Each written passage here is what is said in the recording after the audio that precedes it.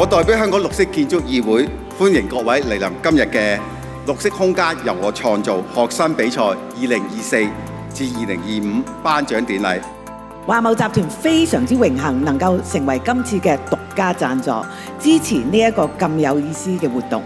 華懋一直推動可持續發展，創造更宜居嘅城市。除咗以 CCG 3050+ 減碳路線圖為導向，積極減少集團嘅碳排放，我哋更相信要做到可持續發展，係唔可以自己埋頭苦幹，係需要唔同嘅界別嘅力量。尤其是我哋下一代係重中之重，所以我哋希望能夠透過今次嘅比賽，啟發同學嘅創意，創造更理想嘅綠色空間。